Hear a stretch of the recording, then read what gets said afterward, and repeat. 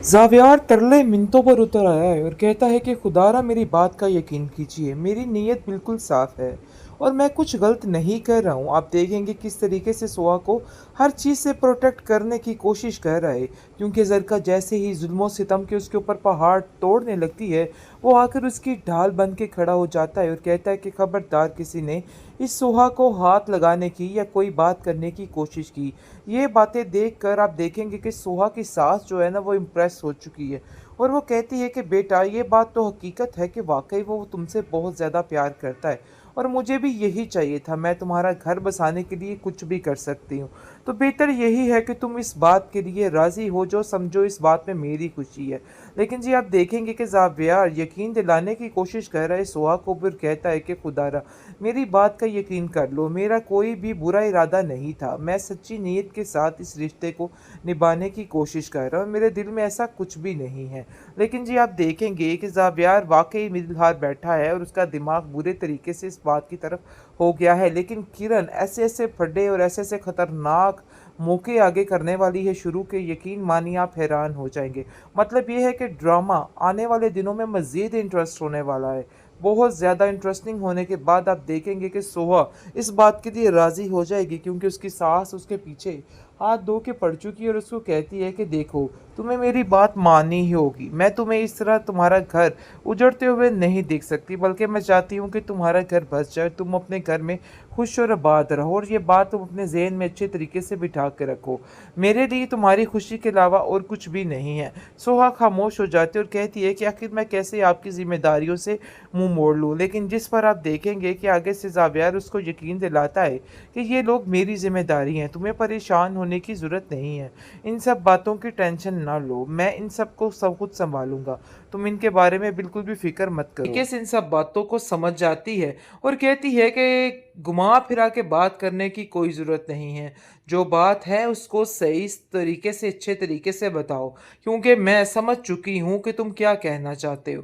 जिस पर वो कहता है कि अगर आप समझ चुकी है तो इन सब चीज़ों के लिए आखिर देरी क्यों कर रही हैं? प्लीज़ आप मेरी बात को मान जाइए, क्योंकि मेरी आँखों में बिल्कुल भी कोई गलत काम नहीं है। आपने मुझे इतना तो देखा भाला होगा, मैं सोहा को सिर्फ़ घर की इज़्ज़त बनाना चाहता हूँ, इसके अलावा और कुछ नहीं। आगे से आप देखेंगे कि वो कहती है कि मुझे ये फ़ैसला करने में थोड़ी दिक्कत महसूस हो रही है, क्योंकि मैं सोहा से भी ये सब कुछ पूछना चाहती हूँ कि आखिर उसके दिल में क्या चल रहा है। लेकिन सोहा से जैसे ही बात की जाती है तो सोहा सीधा-सीधा इस बात का इनकार कर देगी और कहेगी कि नहीं, ऐसा नहीं हो सकता है, चाहे जो मर्ज़ी हो जाए। मुझे आपकी नीयत पर पहले ही शक था, लेकिन फिर मैंने इस बात को इग्नोर किया। लेकिन मुझे क्या पता था कि ये सारा कुछ खुल के सामने आ जाएगा। वो काफ़ी ज़्यादा परेशान होती है, जिस पर उसकी सास उसको यकीन दहानी कराती है और कहती है कि बेटा परेशान होने की कोई ज़रूरत नहीं है। देखो तुम्हें अपनी ज़िंदगी तो शुरू करनी ही है, सारी ज़िंदगी तुम्हें मेरे साथ थोड़ा रहना है, तो इसलिए मैं यही चाहती हूँ कि बस जितनी जल्दी हो सके तुम अपने घर की हो जाओ और इसमें कोई गलत बात भी नहीं है। अगर तुम ऐसा सोच रही हो कि ज़माना क्या कहेगा, तो ज़माने की फ़िक्र करना छोड़ दो। ज़माना किसी का सगा नहीं हो सकता, ना तुम्हारा ना हमारा। तो इसलिए बेहतर यही है कि लोगों की फ़िक्र करनी छोड़ दो। ज़रका घर में वेला मचा देगी और कहेगी कि माँ जी देखा, जो कुछ मैंने कहा था यही हो रहा है। देख लीजिए आपकी बहू क्या करती फिर रही है।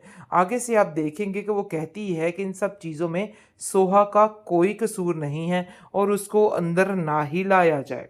बेहतरीन ट्रॉमा सीरियल मिल्कियत के इस एपिसोड में आप देखेंगे कि सोहा बेचारी को लेने के देने पड़ गए हैं।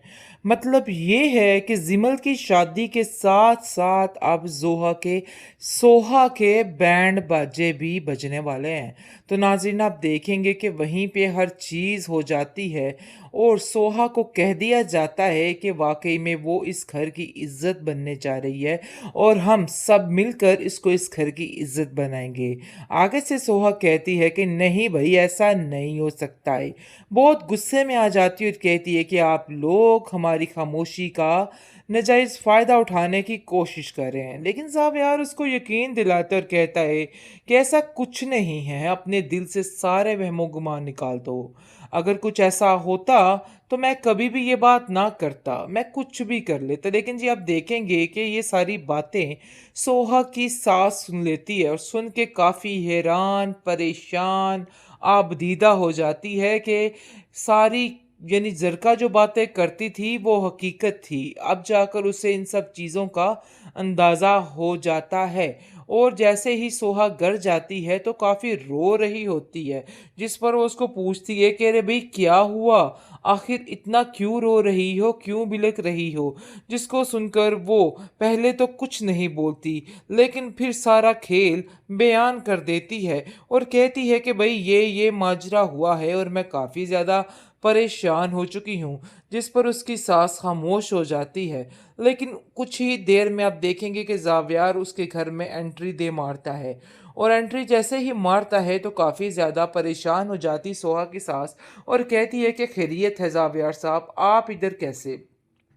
जिस पर ज़ावियार कहता है कि मैं आपसे एक बहुत ही कीमती चीज़ चुराने आया हूँ, लेने आया हूँ। मुझे उम्मीद है कि आप उसे मेरे सुपुर्द कर देंगी। वो बड़े अच्छे तरीके से इन सब बातों को समझ जाती है और कहती है कि घुमा-फिरा के बात करने की कोई ज़रूरत नहीं है।